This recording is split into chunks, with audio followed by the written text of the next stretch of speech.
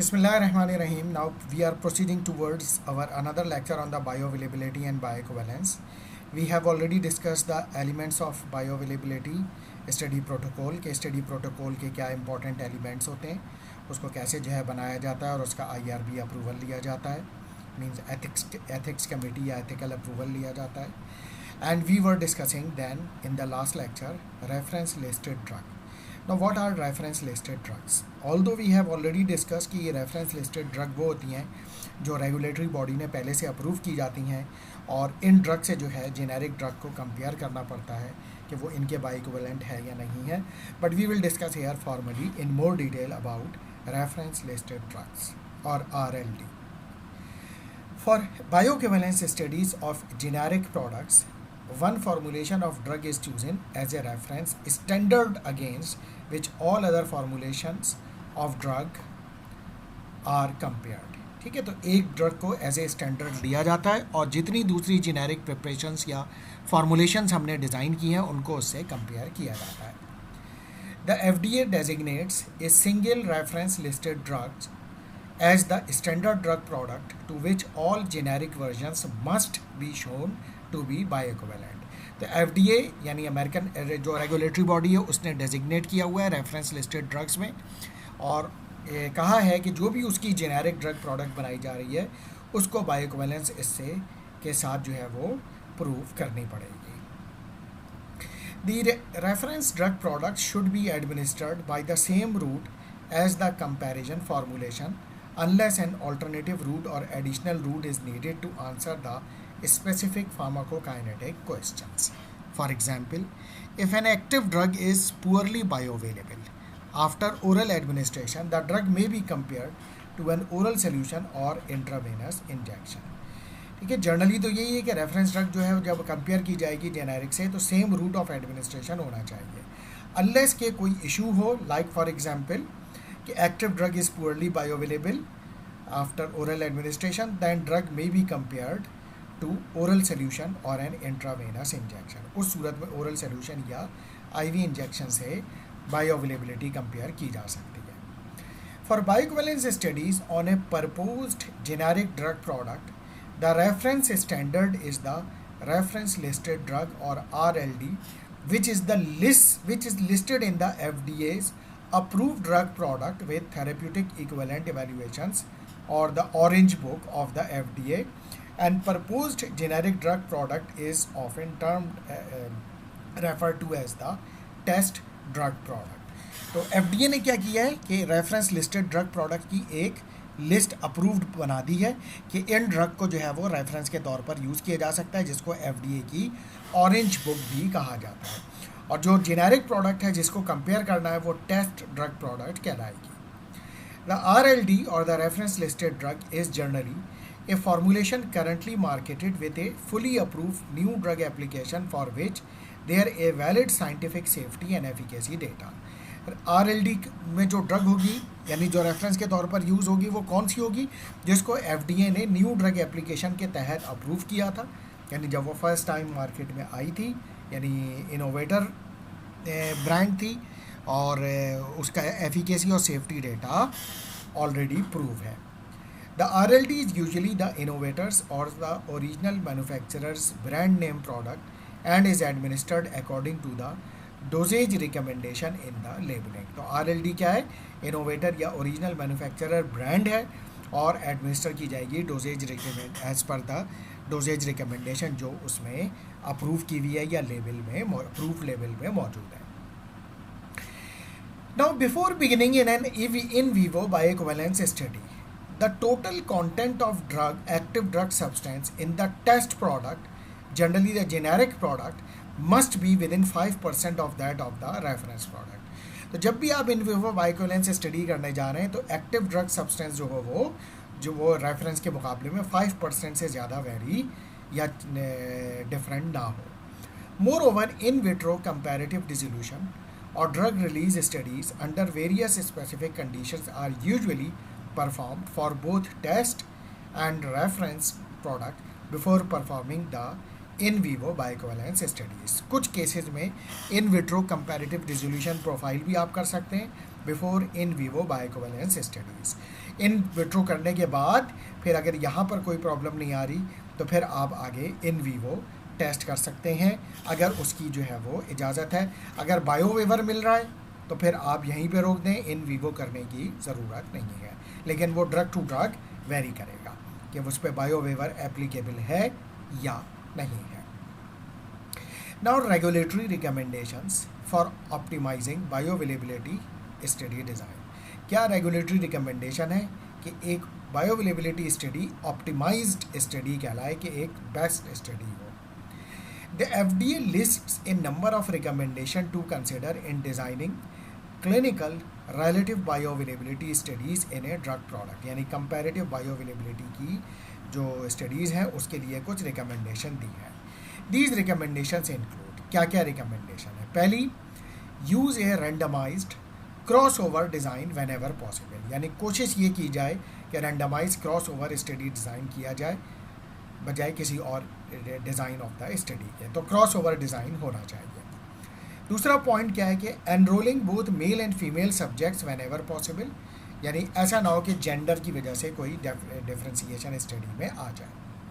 तीसरा point, administering single dose rather than multiple dose, एक ही डोज पर एरिया अंडर द कर्व निकाला जाए, as single dose studies are more sensitive although multiple dose studies may be more suitable in some cases. हाँ, जहाँ ज़रूरत हो वहाँ पे आप ज़रूर जो है वो मल्टीपल डोज करें। लाइक फॉर एग्जांपल, आप इमीडिएट रिलीज़ एक्सटेंडेड रिलीज़ कर रहे हैं तो आप एक्सटेंडेड रिलीज़ एक ही जो है वो दिन में एक दफ़ा दी जाएगी, और जो उसकी एक्सटेंडेड रिलीज़ दिन में एक ही दफ़ा 24 घंटे में एक ही दफ़ा दी जा रही है, और उसी की इमीडिएट रिलीज़ दिन में 3 दफ़ा दी जा रही है। तो वहाँ पर तो फिर आप जो होगी आपकी जो होगी वो जो सपोज दैट आपकी जो RLD है वो है इमीडिएट रिलीज़, और टेस्ट ड्रग जो है वो एक्सटेंडेड रिलीज़ है। तो टेस्ट ड्रग जो है वंस इन 24 आवर दी जा रही है, और जो उसी ड्रग की जो इमीडिएट रिलीज़ है वो 3 टाइम्स डेली दी जा रही है, यानी 8 आवरली। तो वहाँ पे तो आप मल्टीपल डोज कर सकते हैं। इसके अलावा एक और रिकमेंडेशन है conducting the studies under fasting and fat condition, यानी दोनों में देखा जाए, फास्टिंग कंडीशन में यानी एम्प्टी स्टमक में भी, और विद फूड भी, फैट कंडीशन यानी विद फूड भी, कि बायो अवेलेबिलिटी में कहीं ऐसा तो नहीं कि फास्टिंग कंडीशन में क्या बायो अवेलेबिलिटी आ रही है और विद मील बायो अवेलेबिलिटी पे फ़र्क पड़ रहा है या नहीं पड़ रहा है, ताकि वो दोनों चीज़ें पता चल जाए। इसके अलावा एक और रिकमेंडेशन है measuring the parent drug rather than metabolite. कोशिश ये की जाए कि जो ड्रग हो पेरेंट ड्रग हो उसके मेटाबोलाइट को ना बल्कि पेरेंट ड्रग को इवेलुएट किया जाए और मेजर किया जाए। Unless the parent can not be reliably measured, सिर्फ उस सूरत में मेटाबोलाइट जो है आप इवेलुएट कर सकते हैं या मेजर कर सकते हैं कि फिर वहाँ पे मुमकिन नहीं है कि वो रिलायबल हो पेरेंट ड्रग को इवेलुएट करना। Pre systemically formed metabolite that contribute meaningfully to safety and efficacy should also be measurement, यानी प्री सिस्टमिकली फॉर्म मेटाबोलाइट, यानी like for example pro drug से एक्टिव फॉर्म में जो बन रहा है तो वो जो है वो जिसकी सेफ्टी एफिकेसी इस्टेब्लिश हो तो उसको मेजर करना दैट इज़ मीनिंगफुल, यानी वो जो है वो जस्टिफाइड होगा। Now in addition FDA recommend that CP max यानी maximum plasma concentration and time to achieve maximum concentration be measured to compare the peak exposure and the rate of absorption, and that AUC 0 to T and AUC to the last measurable drug concentration, यानी 0 to T से लेके वो है कि जो area under the curve till the last measurable drug concentration, and AUC 0 to infinity यानी AUC extrapolated to infinity, जो क्या है to measure to compare total exposure और extent of drug exposure। ठीक है, तो total extent of drug exposure वो AUC 0 to infinity है, यानी CP max, T max और area under the curve from 0 to T and 0 to infinity ये भी मेजर किया जाए। Drug exposure parameters should be log transform before statistical comparison, और जो भी आप डेटा इससे कलेक्ट करेंगे उसको लॉग में कन्वर्ट करें ताकि उसका स्टैटिस्टिकल कंपैरिजन ईजी हो सके। Now factors influencing bioavailability and impact on drug development। वैसे तो हम ये बहुत सारे पार्ट जो है ऑलरेडी बायोफार्मास्यूटिक्स में कर चुके हैं कि कैसे ये फैक्टर्स जो हैं वो जो फैक्टर्स हैं वो किस तरह से जो है बायो अवेलेबिलिटी पर असरअंदाज होते हैं। लेकिन हम एक नज़र यहाँ पे just recall various factor influence bioavailability as mention in table 16.6। तो टेबल 16.6 को पहले देख लेते हैं। Table 16.6 says factor influencing bioavailability and impact of drug development. First is the physicochemical properties of the drug and formulation. For example, the active drug ingredient has low solubility in water, for example less than 5 milligram per ml, कि वो उसकी जो quantity है वो less than 5 milligram पर ml है, इससे ज़्यादा की क्वांटिटी को वो डिज़ोल्व नहीं करता, तो हम इसको कहेंगे लो सॉल्युबिलिटी प्रोडक्ट। तो फिर उसमें जो है बायो अवेलेबिलिटी पर असरअंदाज हो सकती है। इसके अलावा the dissolution rate of product is slow, यानी ऐसी ड्रग जिसका डिसोल्यूशन रेट सॉल्युबिलिटी रेट जो है वो स्लो है, like for example less than 50% in 30 minute, यानी 30 मिनट में जो है वो लेस देन 50% डिजॉल्व हो रहा है when tested with journal method specified by the FDA, यानी जो मेथड बताया है डिसोल्यूशन टेस्ट का FDA ने उसमें 30 मिनट में लेस देन 50% ड्रग डिजॉल्व हो रही है, तो ये फिर डिसोल्यूशन रेट पुअर कहलाएगा और ये भी बायो अवेलेबिलिटी में ऐसी ड्रग प्रॉब्लम करेगी। The particle size and surface area of drug surface area of the active drug ingredient is critical in determining its bioavailability, कि अगर पार्टिकल साइज बड़ा है सरफेस एरिया कम हो जाएगा तो फिर अगेन उसका डिसोल्यूशन और सॉल्युबिलिटी कम हो जाएगी और एब्जॉर्प्शन भी कम हो जाएगी, तो इसकी वजह से भी बायोअवेलेबिलिटी पर फर्क पड़ सकता है। पार्टिकल साइज रिड्यूस करें सरफेस एरिया बढ़ जाएगा, सॉल्युबिलिटी भी बढ़ जाएगी, exposure to the GI membrane भी बढ़ जाएगा, सरफेस एरिया बढ़ जाएगा, तो बायोअवेलेबिलिटी बढ़ाई जा सकती है। ये सब हम काफ़ी डिटेल में बायोफार्मास्यूटिक्स में डिस्कस कर चुके हैं। Certain structural forms of active drug ingredient, यानी कुछ स्ट्रक्चरल फॉर्म है, like for example polymorphic form, solvates, complexes, crystal modification, dissolve poorly thus affecting bioavailability. ये सब हम कर चुके हैं कि एक पॉलीमॉर्फिक फॉर्म जो है वो मेटास्टेबल है, एक स्टेबल है, एक कम्प्लीटली स्टेबल है, तो एक अनस्टेबल है। सॉल्वेट से क्या फ़र्क पड़ेगा, कॉम्प्लेक्स होगा तो क्या होगा, इन सब से जो है वो क्रिस्टल चेंज होगा तो क्रिस्टलाइन फॉर्म चेंज होगी या एमॉर्फस फॉर्म होगी, तो बायो अवेलेबिलिटी पर क्या फ़र्क पड़ेगा, इन सब को हम काफ़ी डिटेल में डिस्कस कर चुके हैं। Drug product that have high ratio excipients to active ingredient, for example greater than 5:1, यानी जो इंग्रेडिएंट है वो एक्सिपिएंट जो है वो 5 से ज़्यादा है, तो उसमें भी बायो अवेलेबिलिटी का प्रॉब्लम आ सकता है। Specific inactive ingredient, for example hydrophilic और हाइड्रोफोबिक एक्सिपिएंट्स एंड लुब्रिकेंट्स, यानी ऐसा सब्सटेंस आपने डाल दिया जो हाइड्रोफिलिक या हाइड्रोफोबिक हो, उससे भी एब्जॉर्प्शन पे फर्क पड़ सकता है और सॉल्युबिलिटी पर। ठीक है।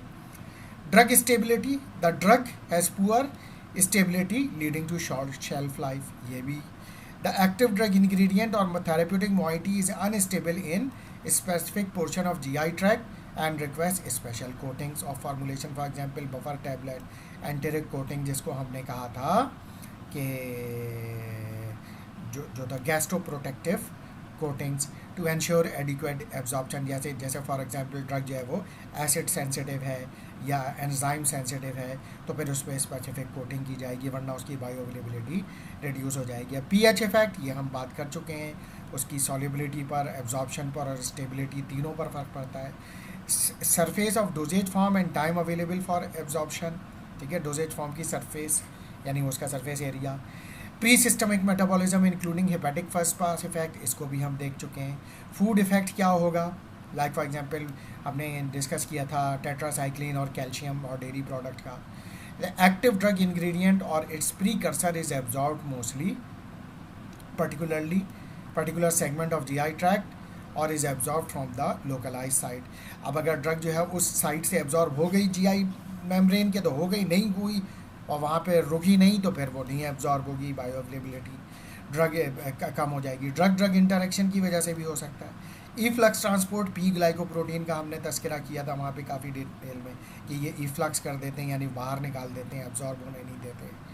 The drug product is subject to dose dependent kinetics, means के ज़ीरो ऑर्डर काइनेटिक, डोज बढ़ गई तो उस वजह से near therapeutic range and rate of extent of absorption are important in establishing the bioequivalence. यानी dose dependent kinetic absorption rate जो है इसका फिक्स है, ज़्यादा डोज दी तो फिर सिस्टम सैचुरेट हो जाएगा और एब्जॉर्प्शन नहीं बढ़ेगी, बायो अवेलेबिलिटी भी नहीं आएगी। एज की वजह से जो डिक्लाइन होता है किडनी फंक्शन में, लिवर फंक्शन में, उससे जो है बायो अवेलेबिलिटी में फ़र्क आता है। डिजीज़ स्टेट से, लिवर डिजीज़ है, किडनी डिजीज़ है, उससे फ़र्क पड़ सकता है। ये तमाम फैक्टर जो है वो हम काफ़ी डिटेल में बायोफार्मास्यूटिक्स में डिस्कस कर चुके हैं, इसलिए हम यहाँ पर ज़्यादा टाइम इसको नहीं देंगे, इसलिए हम जल्दी जल्दी यहाँ से गुजर जाएंगे।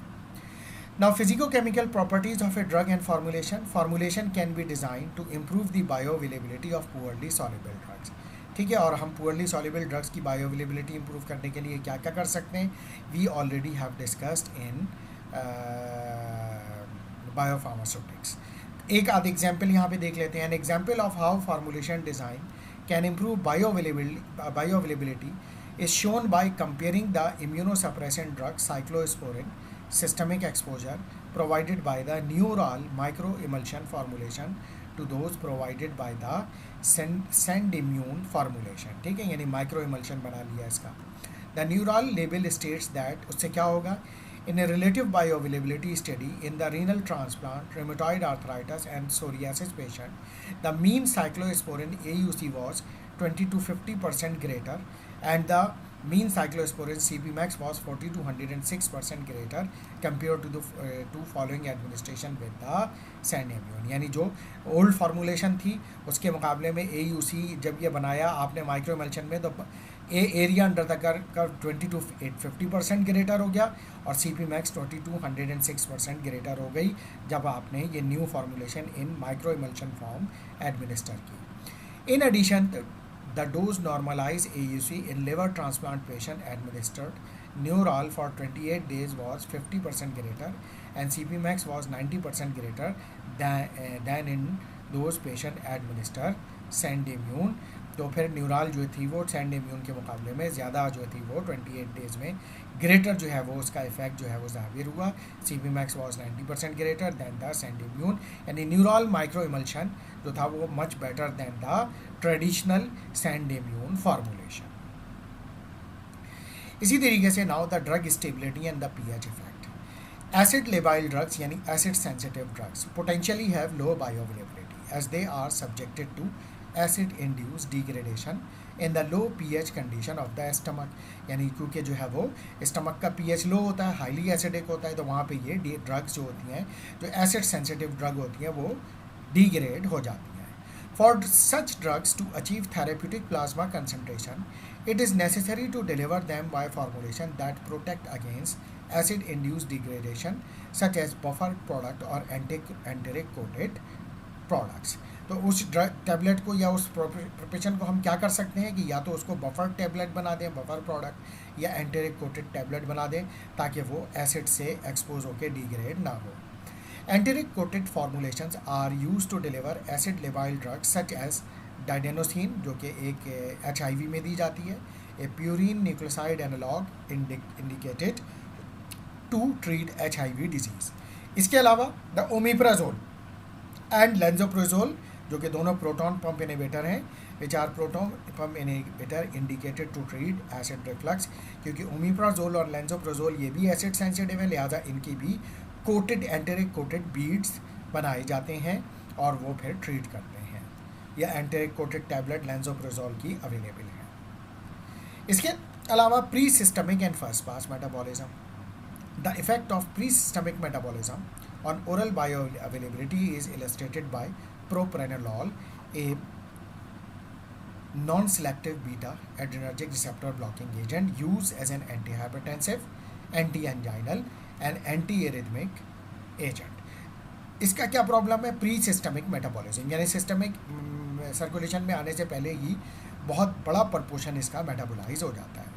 प्रोप्रेनोलॉल almost completely absorbed after oral administration, तो एब्जॉर्ब तो ये तक कम्प्लीटली हो जाती है, but due to extensive first pass metabolism in the liver only about 25% of parent drug reaches the systemic circulation। यानी अगर 40 मिलीग्राम दी गई तो सिर्फ 10 मिलीग्राम सिस्टमिक सर्कुलेशन में पहुंचेगी। यानी जो तो 75% है वो फर्स्ट टाइम जब लिवर से गुजरेगी एब्जॉर्ब होने के बाद, तो वो कम्प्लीटली मेटाबोलाइज हो जाएगी और इनएक्टिव फॉर्म में हो जाएगी। इसके लिए क्या करें, प्रो ड्रग बना लें। Prodrugs that undergo rapid pre systemic metabolism can be use to improve the bioavailability. तो फिर हम प्रो ड्रग बना लेते हैं। As illustrated by valacyclovir, a prodrug of the nucleoside analog antiviral compound acyclovir, जो कि acyclovir की prodrug है valacyclovir. Valacyclovir undergoes rapid pre systemic conversion to acyclovir, यानी valacyclovir convert होगी जब absorb होगी तो enzyme से ए साइक्लोविर में। Both valacyclovir and acyclovir are effective in treating herpes infection, और ये ड्रग जो है वो हर्पीज इन्फेक्शन में यूज़ की जाती है। Now the next is the food effect. Food can either decrease drug bioavailability और समटाइम इंक्रीज बायोअवेलेबिलिटी और sometimes have no effect on bioavailability. ऐसा भी है, यानी ड्रग की बायोअवेलेबिलिटी पर कोई असर ना डाले। Food can influence bioavailability in a number of ways, such as affecting gastrointestinal pH change करके जीआई का, गैस्ट्रिक एम्प्टिंग रेट चेंज करके, इंटेस्टिनल ट्रांजिट चेंज करके, यानी इंटेस्टिन में कितनी देर रुकेगी, स्प्लैंचनिक ब्लड फ्लो चेंज करके, यानी blood flow GI towards GI, and the first pass metabolism change करके फूड इनमें से कोई भी इफेक्ट डाल सकता है। Food can also affect bioavailability by physical और chemical interaction with the drug, यानी ड्रग का फिजिकल एब्जॉर्प्शन इंटरेक्शन हो गया ड्रग के साथ, यानी कॉम्प्लेक्स बना लिया या एब्जॉर्ब कर लिया, या केमिकल इंटरेक्शन हो गया और ड्रग जो थी वो डिग्रेड हो गई। Like for example, an example of food reducing bioavailability and the implication of drug product labeling is illustrated by didanosine discuss earlier. इसका जो इफेक्ट है डाइडोनोसिन से रिलेट किया जा सकता है। क्या हो रहा है, as food prolong the gastric emptying, this increases the length of time that the acid labile didanosine will be in contact with the low pH environment. अब क्योंकि फूड जो होगा वो गैस्ट्रिक एम्प्टिंग को स्लो कर देगा, तो डाइडेनोसिन ज़्यादा देर स्टमक में रुकेगी, और हमने ये बात की थी कि डाइडेनोसिन इज एसिड सेंसिटिव, तो उससे क्या होगा कि फिर वो एसिड में डिग्रेड हो जाएगी। द वाइडेक्स ईसी यानी enteric coated label states that the food reduces the didanosine CP max by 46% and its AUC by 19%. Consequently, the Widex EC label recommend that the diadenosine should be taken on an empty stomach in order to avoid the possibility of exposure a patient to subtherapeutic plasma level. तो ये जब हमने Widex EC जो कि यही drug है डाइडेनोसिन, जब food के साथ दी गई तो इसका एरिया अंडर द कर्व जो था वो CP मैक्स 46% और area under the curve 19% reduce हो गया विद फूड। लिहाजा इसके लिए रिकमेंडेशन ये है कि didanosine should be taken on empty stomach. अच्छा, on the other hand food induce increase in drug bioavailability can be either desirable और इनडिज़ायरेबल। अच्छा, डिज़ायरेबल उस सूरत में है कि ड्रग का थेरेप्यूटिक इंडेक्स बहुत वाइड हो, तो अगर उसकी बायोअवेलेबिलिटी बढ़ जाएगी तो कोई टॉक्सिसिटी नहीं होगी। अनडिज़ायरेबल इसलिए हो सकता है कि बायोअवेलेबिलिटी बढ़ने की वजह से वो टॉक्सिक कंसनट्रेशन को क्रॉस कर जाए और टॉक्सिसिटी यानी एडवर्स इफेक्ट आना शुरू हो जाए। The food effect on isotretinoin which is indicated to treat severe